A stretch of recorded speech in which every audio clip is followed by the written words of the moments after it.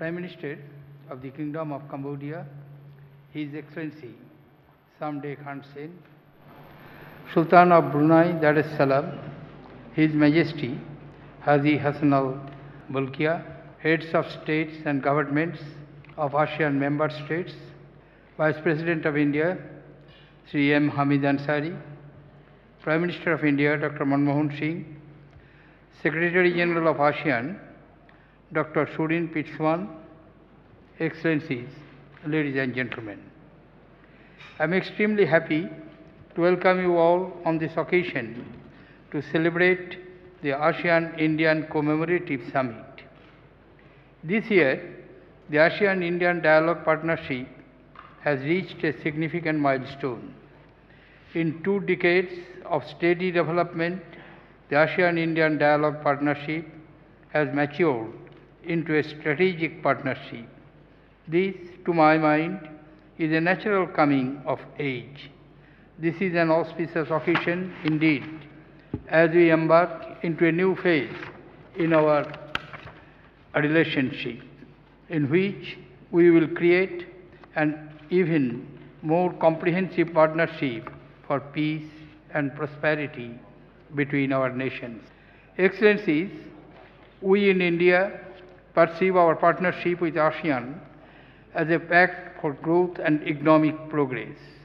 We all have a shared vision of promoting peace and stability, and we are united in our dream of a new Asia full of promise and opportunities. There will be challenges, but we are confident of our ability to cooperate and address these collectively and successfully in the interest of our people. Distinguished guests, the essence of the ASEAN and India partnership is that it facilitates and assists each partner country in strengthening its national program for sustainable economic and socio-cultural development and in contributing to the growing relevance of Asia globally. The Asia-Pacific region is today central to the global dialogue on political, economic and security issues. It is therefore natural that ASEAN and India, with their affinities and complementary capacities, come together for the definition of the new economic and security architecture in the region. We have joined the ASEAN in building strong foundations for this as a sectoral partner of ASEAN in 1992, a full dialogue partner in 1996, and a summit-level partner in 2002. In the last decade, as our respective capacities have grown, our partnership has become all the more relevant.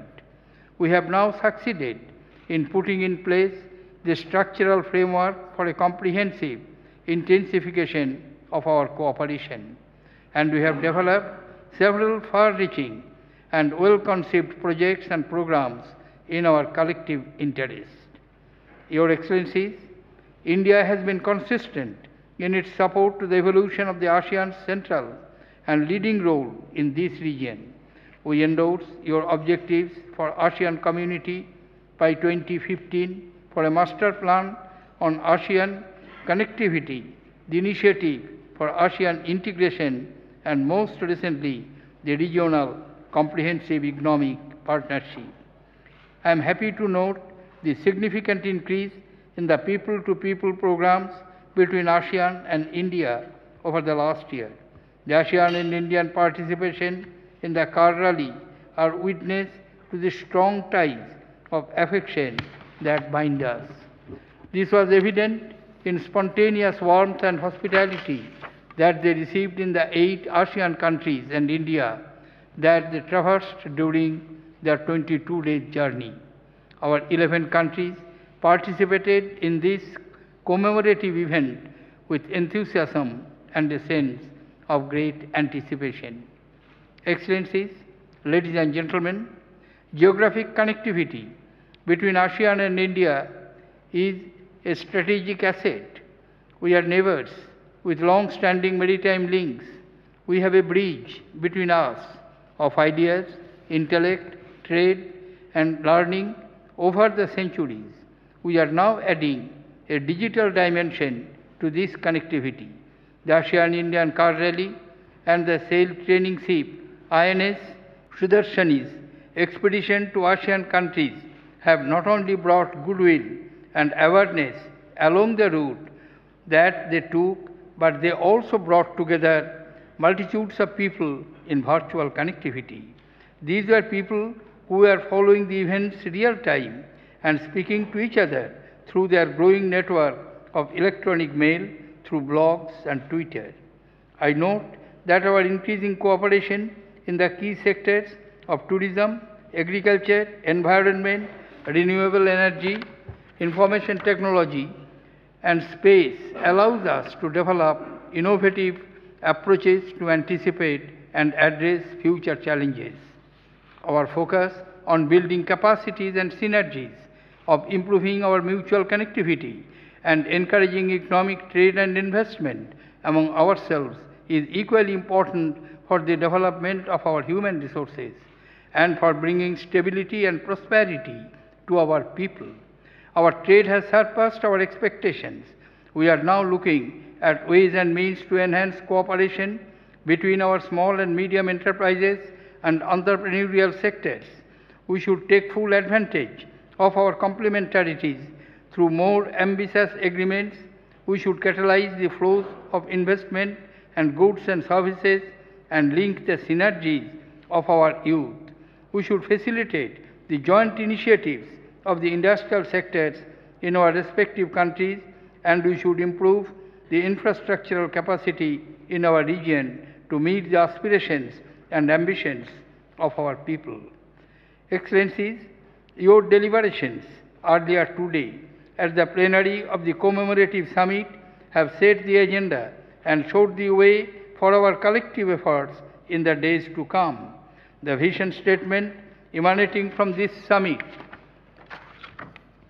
takes into account some excellent recommendations by the ASEAN-India Eminent Persons Group aimed at realizing the full potential of our partnership. I congratulate the group for its valuable contribution. It is now for our governments to formulate specific proposals to pursue the recommendations that they collectively agree to pursue. India's engagement with the ASEAN has grown in a manner that is commensurate with the increase in our collective capacities, our growing economic integration, and the evolving politico-security context in the Asia-Pacific. We have established a robust framework for cooperation under the Plan of Action to implement the ASEAN-India Partnership for Peace, Progress, and Shared Prosperity 2010-15. Excellencies, the ASEAN countries are central to India's look-east policy. ASEAN countries to be our natural partner in the Asia-Pacific regions.